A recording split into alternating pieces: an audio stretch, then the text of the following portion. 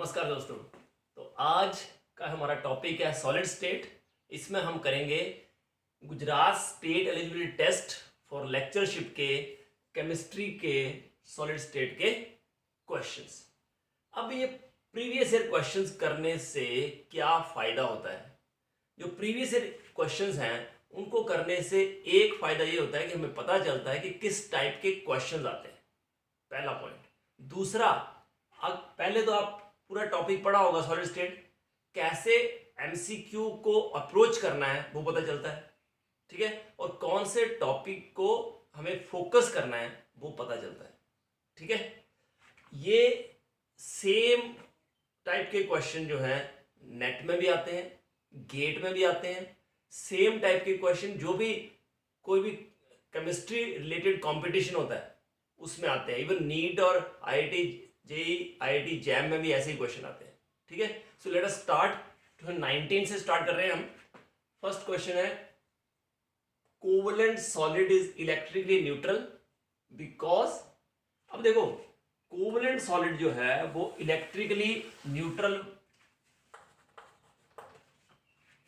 होता है in solid state as well as in molten state.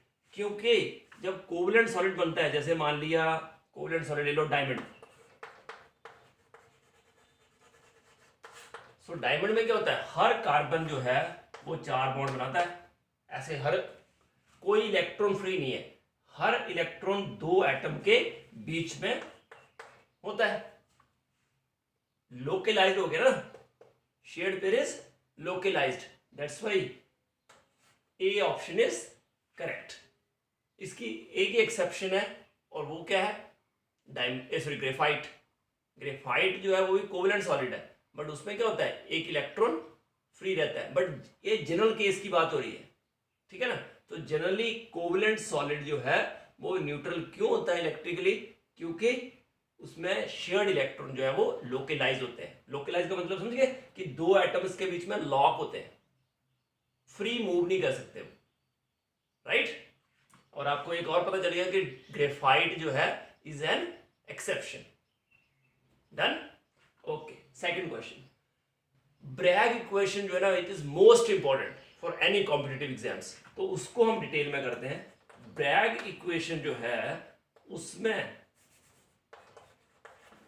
पहले तो ब्रैग इक्वेशन को समझते हैं। अलग से मैंने इसका वीडियो भी बना रखा है ब्रैग इक्वेशन का, पर थोड़ा सा इस पे देख लो आप कि ये 2 प्लेन्स हैं। कैसे हैं, पैरेलल प्लेन्स। तो इन पैरेलल प्लेन्स के बीच की डिस्टेंस जो है उसको डी से डिनोट करते हैं, और इनके जो होते हैं ना पैरेलल प्लेन्स के मिलर इंडिसेस सेम रहते हैं। मिलर इंडिसेस पे भी अलग से वीडियो है, वो भी मैं आपसे शेयर कर दूंगा। तो मिलर इंडिसेस सेम होते हैं, इसलिए इसको DHKL भी लिखते हैं। It is interplanar spacing between the 2 parallel adjacent planes. Adjacent planes है, और फिर उसने बोला है फर्स्ट ऑर्डर रिफ्लेक्शन है। ब्रैग इक्वेशन होती क्या है, 2D sin theta is equal to n lambda, ये होता है रिलेशन। अब इसने क्या किया है, क्या बोला है, DHKL और लैम्डा जो है वो गिवन है आपको। D जो है वो DHKL होता है, एक ही बात है। That implies D over lambda क्या हो जाएगा, D over lambda equal to n upon 2 sin theta. First order है मतलब n1 है, n कितना है 1, तो n1 तो 1/2 sin थीटा हो गया, और ये वैल्यू दी है इक्वल टू 1/2। तो 1/2 कैंसिल मीन sin थीटा 1 है। तो sin थीटा 1 किसका होता है, theta is 90 degree, sin 90 degree is 1, ठीक है। इसलिए आंसर आएगा सी। तो याद रखना 2D sin theta equal to n lambda. Lambda you know it is wavelength of the rays, ठीक है, जो स्ट्राइक करती है प्लेन पे। n क्या है, ऑर्डर ऑफ रिफ्लेक्शन या डिफ्रैक्शन। थीटा इज एंगल, ठीक है। जब ये रे यहां स्ट्राइक करेगी, यहां स्ट्राइक करेगी, तो इनके यहां पे जो एंगल होगा दैट इज थीटा, और इन दोनों के बीच की डिस्टेंस को क्या बोलेंगे, DH/L या D इंटरप्लेनर स्पेसिंग, और ये जो है दैट इज पाथ डिफरेंस। ये भी D sin थीटा होता है, ये अंदर वाले एंगल भी थीटा होते हैं, ठीक है, ये भी D sin थीटा, ये भी D sin थीटा। तो 2D sin theta equal to n lambda for constructive interference के लिए इक्वेशन दी है। ब्रैग ने किसके लिए इक्वेशन दी है, कंस्ट्रक्टिव इंटरफेरेंस के लिए, कि जो पाथ डिफरेंस होगा, अब ये पाथ डिफरेंस कौन सा है, ये 2D sin थीटा, ये क्या है, पूरा पाथ डिफरेंस। तो बोलता है जो दो रेज के बीच में पाथ डिफरेंस होगा that is integral multiple of wavelength, ठीक है। तो उस तरह से equation I, right.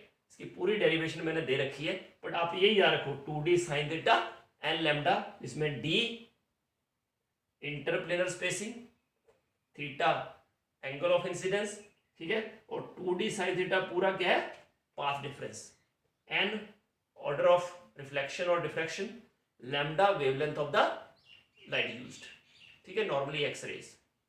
Got it, कर लोगे। तो ये 2019 के दोनों क्वेश्चन है। फिर नेक्स्ट करते हैं।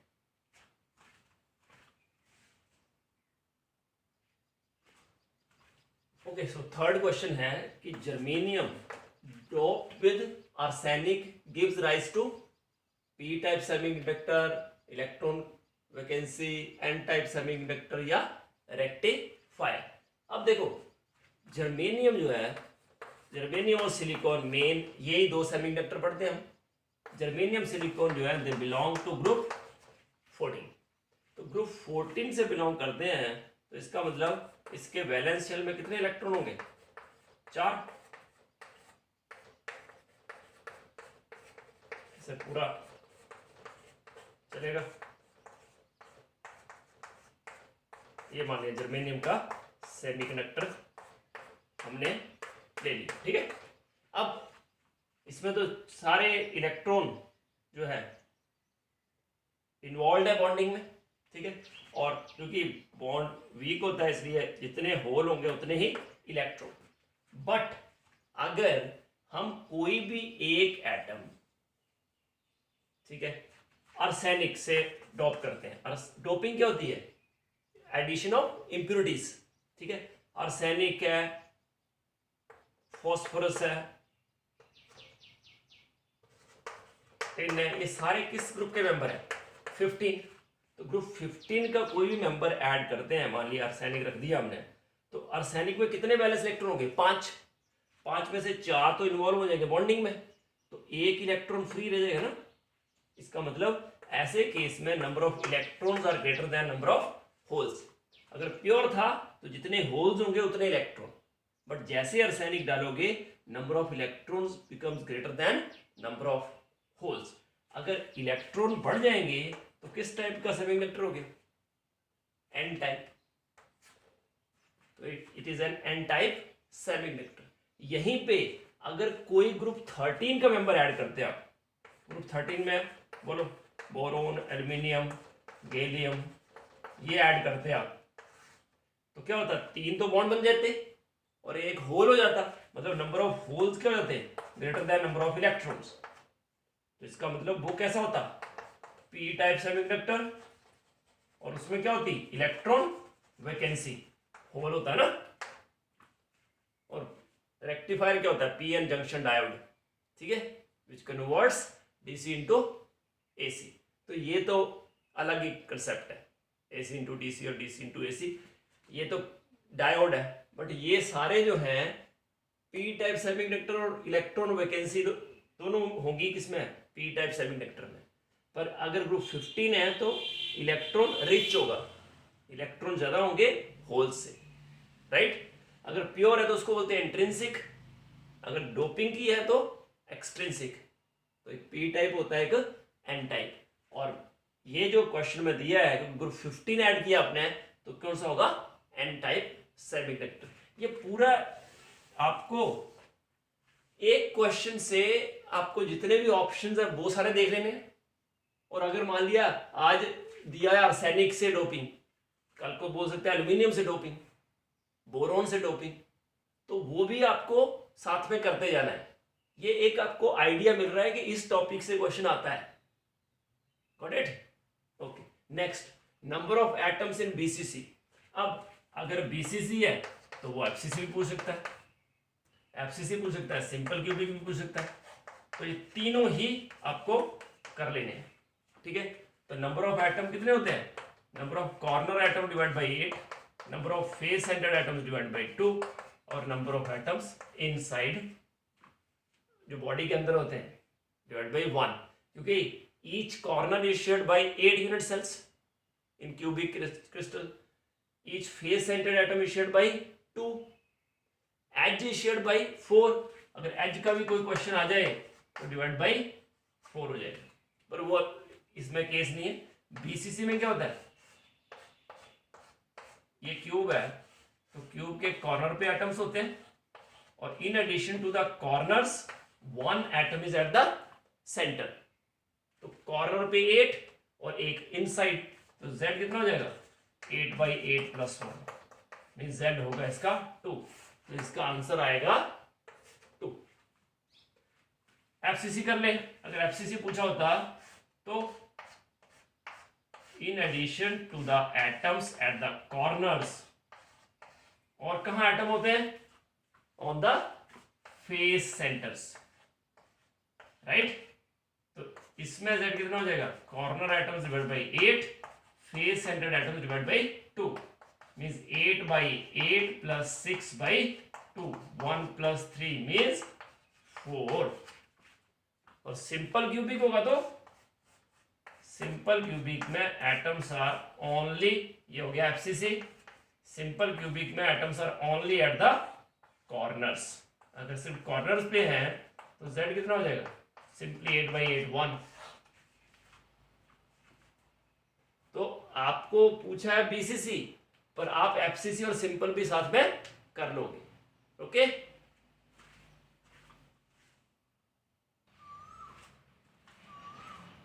So this is the question from again GSAT 2018। 4 question आए थे 2018 में। सो ये थर्ड क्वेश्चन है 2018 का ही, कि एक्स रेज ऑफ वेवलेंथ दी हुई है, wavelength is given to you, that is 1.537 into 10⁻⁻10 meter, diffraction at a certain angle from 111 plane means HKL, Miller indices दी हुई है 111, okay। given a unit cell length A is also given to you, that is 4.05 into 10⁻⁻10 meter, and that it is a first order, so n is 1।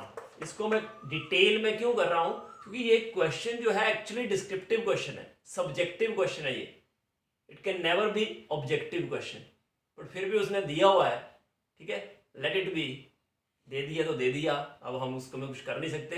But I suggest, अगर कोई भी मेरा video देखे जिसने भी ये क्वेश्चन बनाया है, ठीक है, अगर उस तक बात मेरी पहुंचती है, तो ऐसा क्वेश्चन ऑब्जेक्टिव नहीं होना चाहिए एज पर माई एक्सपीरियंस, ठीक है।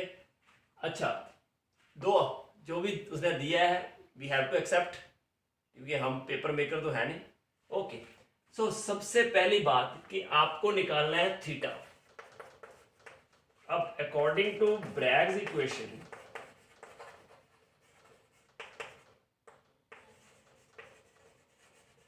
you know 2d sin theta is equal to n lambda। तो यहां से जो sin थीटा है that is equal to n lambda over 2d। n आपको गिवन है, lambda आपको गिवन है, 2 तो ठीक है, d is not given। तो याद रखना कि d जो है HKL, d लिखो या DHKL एक ही बात है, तो DHKL जो होता है that is equal to a divided by square root of h square plus k square plus l square, ये होता है, याद रखना। Interplanar spacing is equal to unit cell length edge length divided by square root of H square plus K square plus L square, और तीनों क्या है 1 1 1, तो 1 square plus 1 square plus 1 square, 1 plus 1 plus 1 means √3, तो इसका मतलब DHKL equal to A 4.05 into 10 raise पर minus 10 divided by √3, और √3 क्या होता है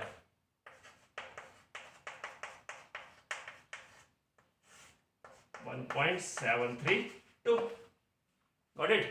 अच्छा, अब sine theta is equal to n is 1, lambda is 1.537 into 10 raise पर minus 10, 2 into D, D is 4.05 into 10 raise पर माइनस 10 इंटू, ऊपर चला जाएगा तो 10 रेज पर माइनस 10, 10 रेज पर माइनस 10 कैंसिल। अब देखो ये, क्योंकि अप्रोक्सीमेट तो करना ही पड़ेगा हमें, इतनी कैलकुलेशन कौन करेगा, इसलिए मैंने बोला कि it can never be objective question. Okay, 1.537 है, 1.732 है, take it as 1.6, 1.6, 16 256 rough approximate है, और ये ले लो 8, तो वैल्यू आएगी 0.32, मीन्स रफली it is sine theta equal to 0.32। चलो किसी ना किसी तरह हम यहां तक पहुंचे, बट अब साइन थीटा आ गया 0.32, तो थीटा कहां से आएगा, साइन का टेबल थोड़ी देंगे वहां पे, लॉग टेबल और एंटी लॉग टेबल मिलता है, ठीक है ना। कैलकुलेशन चलो लॉग से कर लें हम किसी तरह से, बट थीटा कितना होगा, अब साइन 0 पता है आपको, 0 होता है, साइन 30 1/2, साइन 60 1/2, साइन अपना 45 सॉरी 1/2, और sine 60 √3/2, sine 90 1, but sine of theta equal to 0.32, theta क्या होगा पता नहीं, बट एनी हाउ ऑप्शंस भी है। अब साइन 30 आपको पता है, साइन 30 की वैल्यू होती है 1/2 मीन 0.5, तो हम यहां से साइन 10 डिग्री अगर अप्रोक्सीमेट करें तो 1/3 होगा इसका, मीन्स राउंड अबाउट 0.17, 17 3 से कितना होता है 51, तो 0.17 ले लेते हैं, तो इसका मतलब ये हुआ कि साइन 20 डिग्री कितना होगा 0.34 के around, very close to it, ये इससे भी कम है, इसका मतलब साइन 20 से कम आएगा, एंगल जो है 20 से कम होगा, ऐसे हम अप्रोक्सीमेट कर सकते हैं। तो 20 से कम एक ही वैल्यू है, दैट इज 19.2, इस तरह से हम इसको पहुंच सकते हैं, but it is very tough question. I request the paper maker, don't put such questions. It is a subjective question. ये subjective question हो सकता है, but MCQ में ये नहीं पूछा जाना चाहिए, और मैं चैलेंज करता हूँ जो भी हो पेपर मेकर की, ऐसा क्वेश्चन अगर उसको आ जाए और वो कर दे खुद तो मैं मान जाऊँ। एनी हाउ आपको ऐसा क्वेश्चन पूछा है तो आप ये कर देना, ठीक है, ऐसे करके आप रफ अप्रोक्सीमेट कर सकते हो, ठीक है, ओके।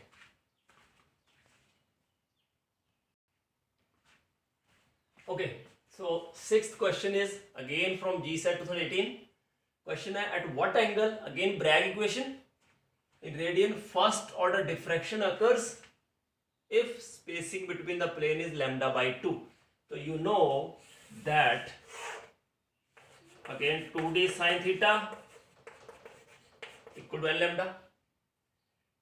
अब उसने क्या बोला है कि एंगल निकालना है, मतलब we have to calculate first sine theta and λ/2D, और पूछा है कि जो स्पेसिंग बिटवीन द प्लेन है, मतलब D है, वो कितना है λ/2, और n कितना है first order 1, n1 lambda divide by 2 into λ/2,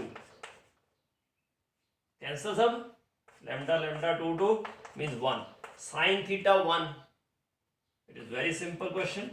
theta is 90 degree. 90 degree means pi by 2. C option. बिल्कुल ये एक्सपेक्टेड क्वेश्चन है कि ऐसा एमसीक्यू हो सकता है ऑब्जेक्टिव. पर पिछला वाला किया, that is very tedious question. Okay, next this one. It is very interesting question. अच्छे से समझना इसको. मिलर इंडिसेस अगर आपको नहीं आते हैं तो अभी आपको आ जाएगा. It is my challenge to you. सबसे पहले क्या होता है मिलर इंडिसेस में, हमें किसी भी प्लेन के वेज इंडिसेस निकालने होते हैं. ये वेज इंडिसेस क्या होते हैं? कोऑर्डिनेट्स. देखो ये वाई एक्सिस को कट करता है यूनिट पे ही, एक्स एक्सिस को भी यूनिट पे ही, बट जेड एक्सिस को कट ही नहीं करता है. देखो जेड एक्सिस को टच ही नहीं कर रहा है. ये यूनिट लेंथ मान ले ए, ठीक है ना. एक्स वाई एक्सिस के लॉन्ग, एक्स एक्सिस के लॉन्ग ए, वाई एक्सिस के लॉन्ग बी, जेड एक्सिस के लॉन्ग सी. तो ये हो जाएगा, पहले तो कोऑर्डिनेट्स हो गए ए, बी और इन्फिनिटी सी. एक यूनिट है, ये भी एक यूनिट है, और ये तो कट नहीं कर रहा है. मतलब ए बी इनफाइनाइट सी. मतलब वेज इंडिसेस क्या हो गए? 1 1 इन्फिनिटी. ए का कॉफिशिएंट, बी का कॉफिशिएंट और सी का कॉफिशिएंट ये ले लिया हमने. सी का कॉफिशिएंट इन्फिनिटी क्यों लिया समझे? Because this plane will not cut Z axis, will not touch Z axis. इन एक्सिस को टच कर रहा है इसके बिल्कुल कोने पे, ठीक है. पूरा एज इसका आ रहा है. तो एक्स एक्सिस के लॉन्ग अगर ए लेते हैं एज लेंथ, वाई एक्सिस के लॉन्ग बी और जेड एक्सिस के लॉन्ग सी, तो ये हो जाएगा 1a 1b और ये इनफाइनाइट सी.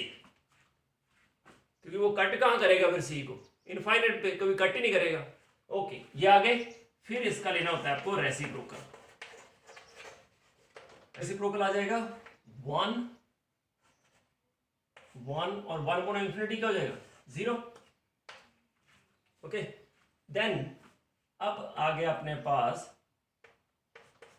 थर्ड स्टेप होता है मल्टीप्लाई दिस विद एलसीएम. अब देखो इसमें तो एलसीएम का कोई फंडा नहीं है, क्योंकि अगर फ्रैक्शन में होता तो एलसीएम आता, तो यही वैल्यू रहेगी. और मैं इसलिए लिख रहा हूं कि अगर फ्रैक्शन में हो तो एलसीएम से सबको मल्टीप्लाई कर दो, ठीक है. और वैल्यू जो आएगी that is your what? Miller indices. और मिलर इंडिसेस को हम लिखते हैं HKL.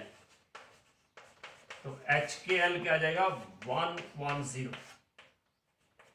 ठीक है, इसका मतलब डी ऑप्शन इज करेक्ट. ठीक है, 110. ओके,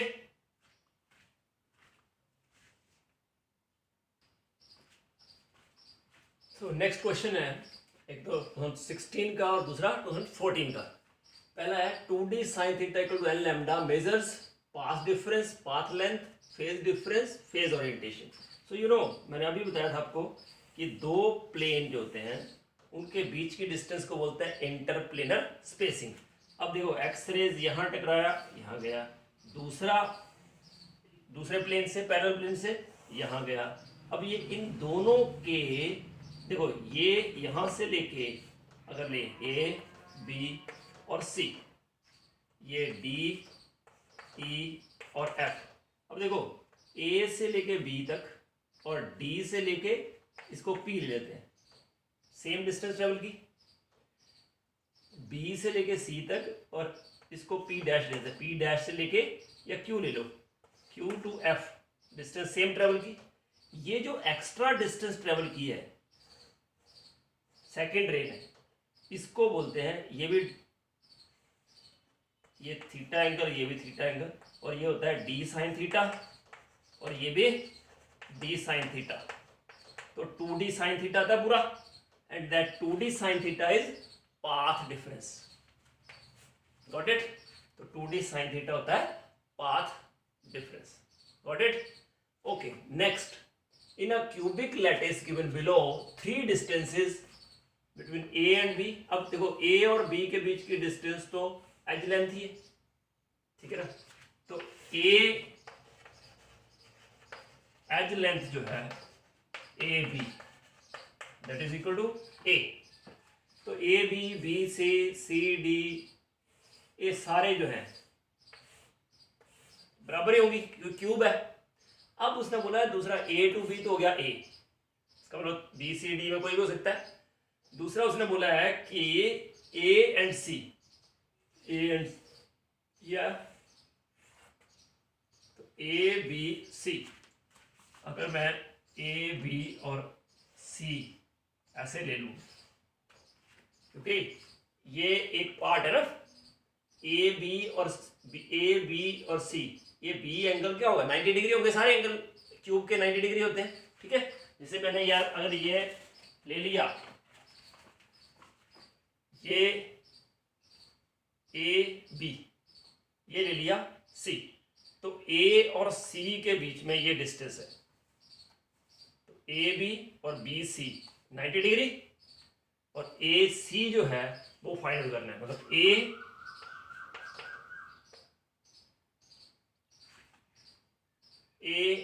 बी, ये बी है, ये ए और ये सी, ठीक है ना। ए और सी के बीच की डिस्टेंस निकालनी है, बी 90 डिग्री पे है, ए बी सी।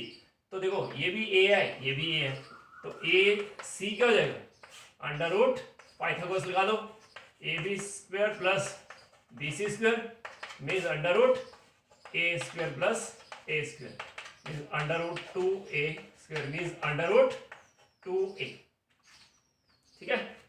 देन हमें फाइंड आउट करना है ए एंड जी, ये मतलब यहां से लेके यहां तक, मतलब अंदर से निकलेगा, दैट इज ये कौन सा हुआ फेस डायगोनल, फेस पे था ना। अब कौन सा है बॉडी डायगोनल, तो बॉडी डायगोनल के लिए देखो A to A C and G, so AG is body diagonal, so ACG is a right angle triangle, again one more right angle triangle, ये हो गया C A and G, ठीक है। और AG जो है बॉडी डायगोनल है, इसमें से AC जो है दैट इज अंडर 2a और CG तो A ही है, तो AG जो है that is equal to again Pythagoras AC square plus CG square means under 2a square means 2a square plus a square means 3a square under root 3a। तो कौन सा option हुआ बोलो, a root 2a and root 3a। This is question from 2014 paper 3 से A B edge length, A C face diagonal, A G body diagonal, right. कर लोगे, चलो next करते हैं।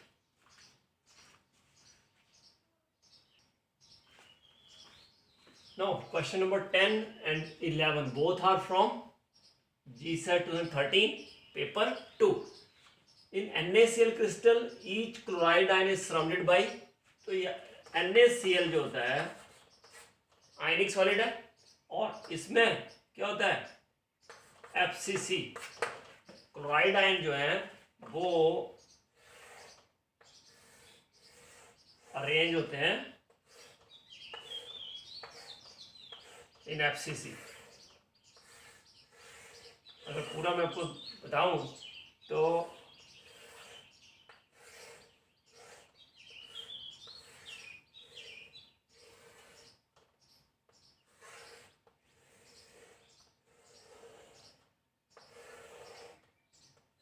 ये बना अपना क्रिस्टल, इसमें जो Cl नेगेटिव आयंस होते हैं they are at the corners as well as at the face centres,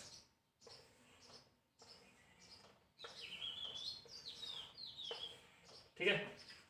और जो Cl नेगेटिव, ये ले लिया Cl नेगेटिव, और जो Na प्लस है वो कहाँ होते हैं? At the edge centres and कितनी एजेस होती हैं क्यूब की? 12। कोई रह जाएगी तो माफ करना। देखो 4 5 6 7 8 9 10, ठीक है, 11 12 एजेस हो गई और एक बॉडी सेंटर, ये ठीक है। तो each Na plus is surrounded by 6 Cl negative ions. Her Na plus के अराउंड जो है 6 Cl नेगेटिव होता है, और इसका मतलब हर Cl नेगेटिव के अराउंड 6 Na प्लस होंगे।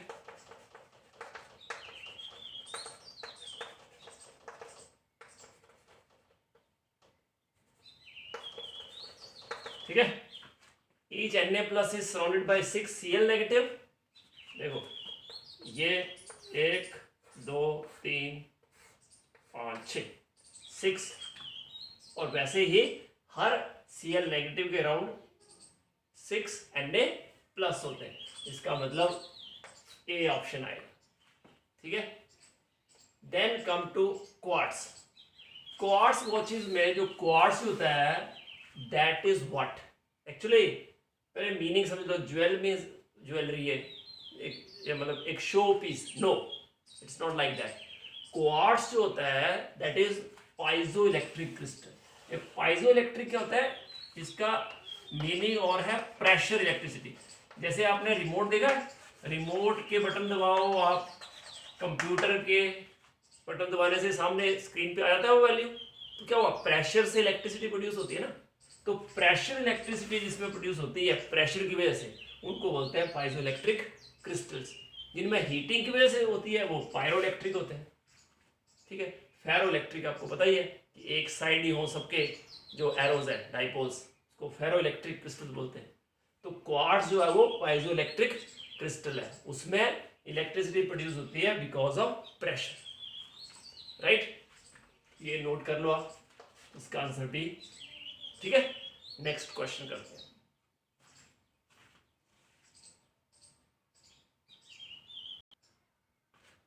Okay, so next 2 questions are from 2013 paper 3.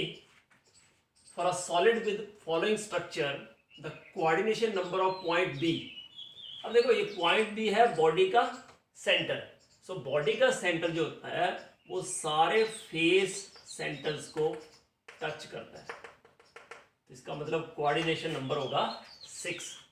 Very simple question. NaCl का स्ट्रक्चर टाइप ही है ये, यहां भी लिखा देते हैं तो NaCl टाइप बन जाता है इसे, समझिए। तो ये जो बॉडी का सेंटर है touches 6 faces, face centre atoms, इसलिए कोऑर्डिनेशन नंबर क्या होगा? 6. In the classification of crystals, if A not equal to B, not equal to C, alpha not equal to beta, not equal to gamma, not equal to 90 degree. Very very simple question. Most unsymmetrical system. देखो एक होता है A equal to B equal to C, alpha equal to beta equal to gamma equal to 90 degree. ये दो system जो है हर एक बच्चा जिसने सॉलिड स्टेट का ABC थोड़ा भी पढ़ा है, ठीक है ना, Z तक नहीं, सिर्फ ABC पढ़ा है, उसको याद होता है। मोस्ट सिमेट्रिकल कौन सा होता है? क्यूबिक। और मोस्ट अनसिमेट्रिकल हो गई, मोस्ट अनसिमेट्रिकल क्रिस्टल सिस्टम। कौन सा क्रिस्टल सिस्टम है ये? ट्राइक्लिनिक। तो ये दो तो हर बच्चे को पता होते हैं, most symmetrical, most unsymmetrical. That means answer is triclinic. That's it, ठीक है, नोट कर लो।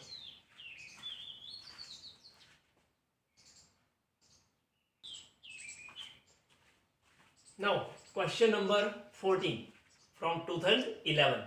क्वेश्चन है, for which of the following crystals anion contact may be observed. तो देखो एनायन कॉन्टैक्ट की बात हो रही है, तो एनायन कॉन्टैक्ट कब हो सकता है? जब एनायन हो बड़े और कैटायन क्या हो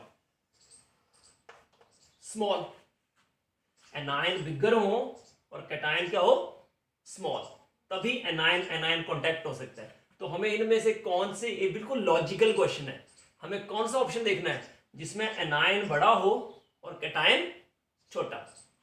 अब देखो सोडियम है, सीजियम है, पोटेशियम है, सबसे छोटा इनमें से कौन सा है Na+, पहला पॉइंट हो गया। दूसरा एनायन बड़ा कौन सा है इनमें से, NaF, NaCl, sorry this is NaI। अभी मैं सोचूं आयोडाइड जो है बिगेस्ट हैलाइड हो गया, ठीक है ना। तो एनायन बड़ा है आयोडाइड और कैटायन क्या है इनमें से सबसे स्मॉल, तो इसका मतलब ये हो सकता है may be observed, anion contact may be observed in this case. बिल्कुल लॉजिकल है, बिगर एनायन स्मॉलर कैटायन, वो ही देखना था। Okay next, an interstitial hole is called tetrahedral because, अब इंटरस्टिशियल होल को टेट्राहेड्रल क्यों बोलते हैं हम, ठीक है, क्योंकि एक तो वो 4 स्फीयर से बनता है, राइट है, बट 4 स्फीयर से तो आप ये भी बना सकते हो स्क्वायर प्लेनर, ठीक है ना। तो इसका भी तो होना चाहिए, तो इसका मतलब ये ऑप्शन हो सकती है, बट आगे देखना पड़ेगा। It is tetrahedral shape, it is form by 4 spheres and centre of which form a regular tetrahedron. बिल्कुल सही, रेगुलर टेट्राहेड्रॉन बनता है और कितने स्फीयर से बनता है 4 स्फीयर से, इसलिए ये राइट ऑप्शन है। नेक्स्ट तो स्क्वायर प्लेनर है, हो ही नहीं सकता, इसका मतलब सी ऑप्शन इज करेक्ट हुआ। ओके तो नोट कर लो, ये 2010 का क्वेश्चन है, जी सेट 2010 में आया हुआ है question.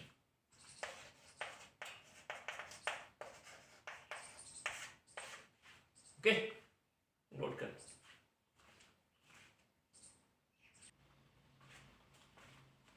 Next question is again from 2010. At what angle in radian first order diffraction occurs if the spacing between the two plane is lambda by 2? पहले भी कर चुके हैं हम, सेम क्वेश्चन है। एग्जामिनर को ब्रैग्स इक्वेशन बहुत पसंद है, इसलिए उसी पे क्वेश्चन दे रहा है बार बार कि स्पेसिंग दी हुई है between the two planes lambda by 2, ये हो गया, और फर्स्ट ऑर्डर डिफ्रैक्शन है 2 lambda lambda cancel, sine theta, same वही क्वेश्चन है, कुछ चेंज नहीं किया उसने। Okay, a compound is an insulator, next question, in the solid state however it becomes a good conductor on dissolving in water.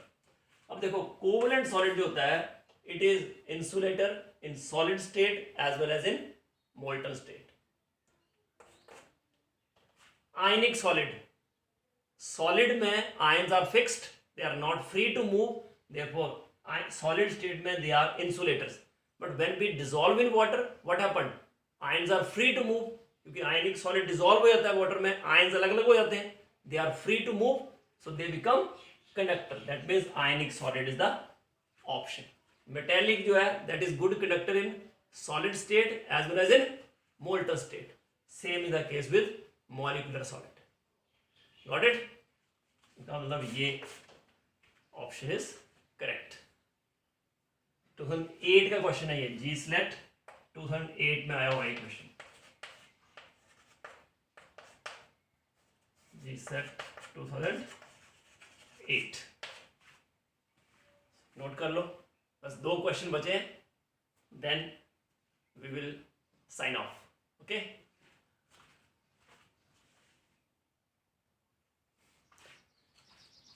So last part of this series, solid state के last 2 question बचे, let it complete. Structure of caesium chloride and NaCl respectively are. तो देखो आपको NaCl करना है, caesium chloride करना है, zinc sulphide करना है, ठीक है, और कौन सा करना है Na2O और CaF2, ये 4 ही करने हैं, 5 सॉरी, ठीक है। तो अब इनका स्ट्रक्चर क्या होता है, सीजियम क्लोराइड की बात करो तो इसमें जो Cl नेगेटिव आयन वो होते हैं कॉर्नर्स पे और सीजियम पॉजिटिव जो है वो बॉडी के सेंटर में। तो अगर हम देखें कि Cl नेगेटिव का क्या रोल है, तो they form simple cubic, but caesium chloride complete जो है it has BCC type crystal, ठीक है ना। और NaCl की बात करोगे तो Cl नेगेटिव कॉर्नर्स पे होते हैं और फेस सेंटर्स पे होते हैं, और जो Na प्लस है वो होते हैं ऑक्टाहेड्रल वॉइड। तो देखो यहां पे कंफ्यूजन है, यहां पे ये FCC है, यही FCC बना रहा है, ठीक है ना।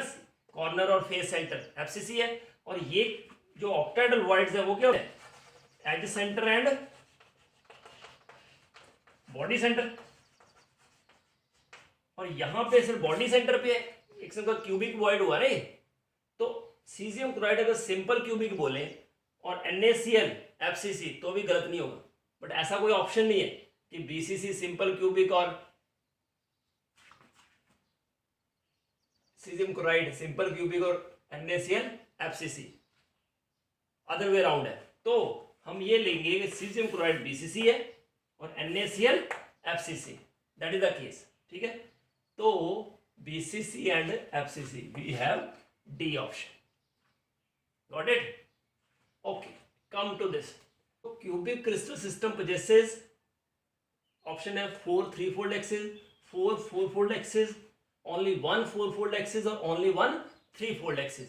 अब देखो क्यूबिक सिस्टम में एक या तो 4-fold axis होगी